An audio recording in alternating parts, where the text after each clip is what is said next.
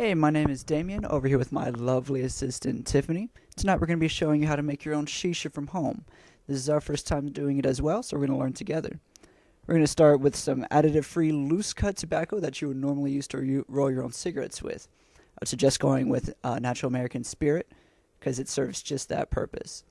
Then you're going to get some honey or molasses. Either one will do. They're interchangeable. Some food-grade glycerin. Make sure it's got USP symbol at the top. And then an assortment of any flavors that you want to put into your shisha today. Today, we've got cinnamon, cloves, and almond extract. Alright, the first thing we're going to want to do is just wash your tobacco. Now, as you can see here first, this is about the same amount of cut you'd see in any other sort of shisha, so this is perfect. Washing is pretty much just boiling your tobacco for any amount of time. I'm doing it for 10 minutes. And this is going to get rid of some nicotine and that harsh tobacco taste and let the flavors that you add in there really be pronounced without tasting like you're smoking a cigarette.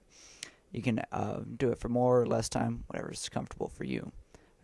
After you're satisfied with the amount of washing of your tobacco, just go ahead and drain it out any method that you like using a colander and a handy-dandy paper towel. So you can see this brown nasty water coming out here. That's actually the nicotine and other nasty crud that you're baking out of the cigarette tobacco and making it a much cleaner, healthier, and pleasurable smoking shisha tobacco that will really let your flavors seep in and taste great. Next, I've created this cute little pie chart for you to show you how much you need of each category. So you can see you need about 30% tobacco, 25% of honey or molasses. Again, they're interchangeable. 25% of your mix should be glycerin. Make sure it's food grade or vegetable. You can Google it to make sure you've got it all right. And then only about 20% of your entire mix should be with flavor. Now, here comes the fun part.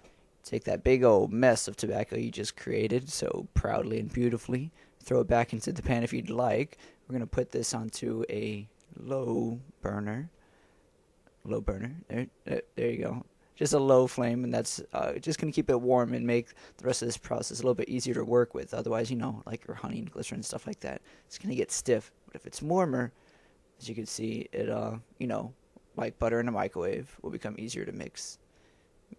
Pretty common sense. But it is optional. Just do whatever you like. This is what I'm doing, though, so whatever. This is me pretty much just eyeballing it for how much honey that I'm going to put in there. Again, you could refer to the pie chart that I made earlier to, just think about the mixture that you make.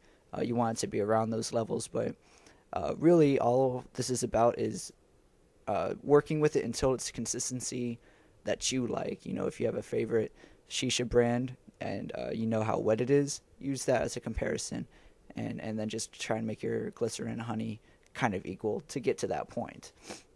And whenever you're dealing with glycerin, I know glycerin sounds weird to put in shisha, but make sure that you get either vegetable glycerin or food-grade glycerin, which is going to have the USP symbol at the top, which means it's safe for human consumption. You can find that pharmacies or anything like that. Google it to get some more information. You may have to buy it online, but thankfully I found mine at a Publix. You may or may not have a Publix around you, but just take a look around. So that you have all this mixed up in here, get it all together into one glob of delicious looking shisha. Now on to the truly fun part about making your own shisha. It's adding your own flavors to create your own perfect blend. So you can see here I'm working with an extract. Remember that extracts are very potent and you really don't need too much of them. I'm actually putting a little bit too much. So keep that in mind whenever you're making yours. Extremely potent. A little bit will go a long way.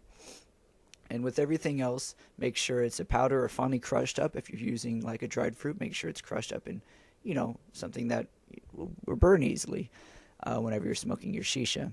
This is me having a little bit of trouble with the cinnamon. There we go. Again, just like mixture before with the glycerin and honey, pretty much just, put it in there until it smells right to you, until you have the flavor that you want.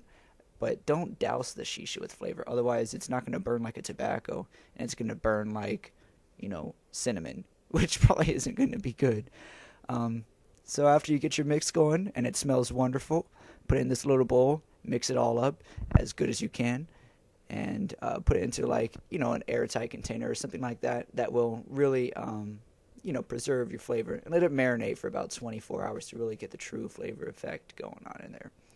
And there you have it. Alright, now we're smoking the mix we had just made earlier this day. It's been like 3 or 4 hours since we made it. Not really a long time for it to marinate in its own juices, but we were kind of, wanted to do it quick. So we're testing it out and seeing how it goes. So far, my friends like it. It's nice. It's actually really way better than I expected to do for my first try, because I really had no clue what I was doing. I was just throwing stuff in there, as you saw. Couple things I did want to change. It doesn't have the biggest flavor that I wanted. Like the cloves and the cinnamon aren't really popping out. It's more almond and then like some sort of smooth tobacco taste. Next time I'm going to put some more of that stuff in.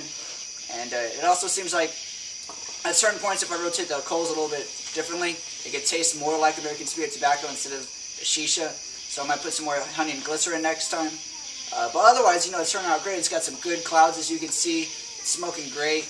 And they said one of the things that they liked about it, it's a good velvety, smooth. It's really smooth and full tasting, which is great. So that must have been the glycerin. I'll probably just add more honey then next time. Sounds like we got a good glycerin mix. And it's not very harsh at all.